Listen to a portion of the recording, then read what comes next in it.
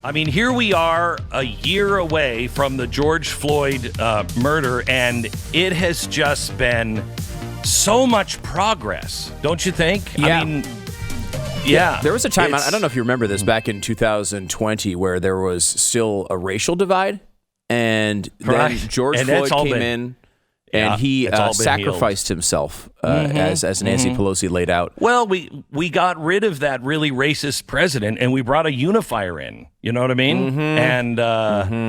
And boy, how unified do you feel? Like today, I just found out that the State Department is displaying Black Lives Matter flags at our embassies, which I think is great and beautiful. It makes me feel all warm and tingly inside. Yeah, and as you know, Glenn, there's some people in our audience who like to point to the fact that Black Lives Matter on their own website continually pointed out they are trained Marxists and wanted to destroy the nuclear family and capitalism as a whole. That's not the Western way of life. Yeah, no, none of that is important. It is not, and that's because they've. Can I tell you something? Because they've made so much progress. This is a reporter from the BBC. And he was at George Floyd Square yesterday, and I think this reimagining of the police is really working. Listen to this report. This bill of comprehensive police reform to be... just got to be careful here with some gunshots. Excuse us.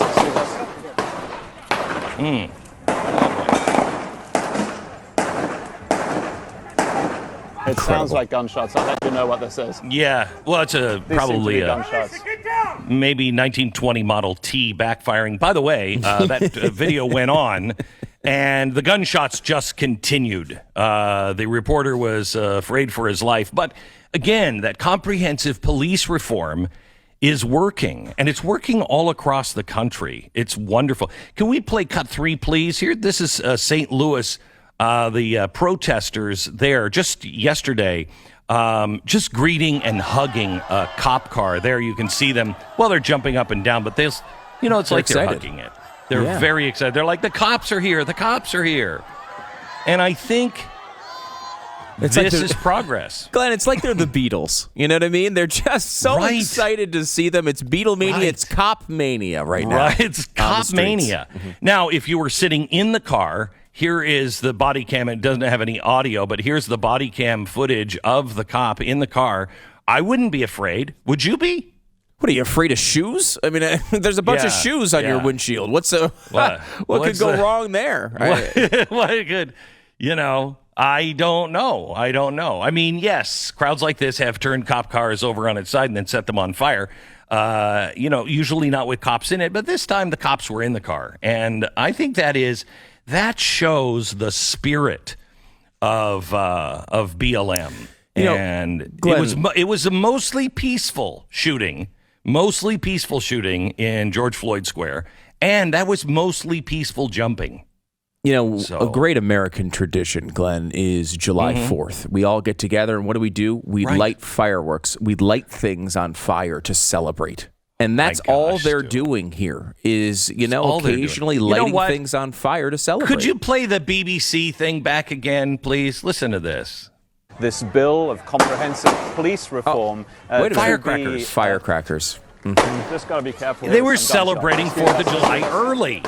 Now, you expect this white guy to think it's gunshots. Because he's in a sketchy, quote unquote, neighborhood. He's white and his white privilege. They were celebrating 4th of July early.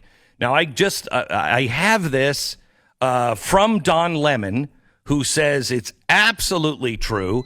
Facebook just called and said they're going to ban the first part of this broadcast, but they'll pick it up here when we realize that it was just fireworks. So I think this is great. I think it's great too. And we've seen this all over the country, Glenn, in Portland and Seattle, where, wonderful citizens who are just celebrating the police are not only lighting off fireworks, but shooting them at the police to indicate directly who they're celebrating. They're saying, like, see that person right there? and they fire a rocket at them to say, we appreciate what you're doing, sir. Thank you for serving our community. That's what Hamas is doing. Yes. They're just celebrating Israel. Right. Oh, those Jews. We wouldn't have this problem with Jews if there just weren't so many Jews, right? That's the Hamas guarantee. It's the Hamas guarantee. We'll reduce the number of Jews. It's wonderful. And by the way, this reimagining of everything, it has really worked well. Minneapolis homicides between January 1st and last week are only up 108%. But it's only 108%. Shootings are up 153%. Carjackings up 222%. It's not 222,000%. It's not. It is not. And it's just reimagining the ownership of cars. That's all it is. Mm-hmm. That's all it is. We've become a sharing economy, Glenn, as they've talked about. Thank you, Stu. Mm-hmm. Thank you for this perspective. Mm-hmm. I think you're absolutely right. Now, the city cut $7.7 million from the Minneapolis Police Department, and it has been redirected to city violence prevention and community programs. And I think, it's fair to look at this a year later and say, did that work or not? And the answer, of course, is yes. Of course it's yes. Yes, it's worked.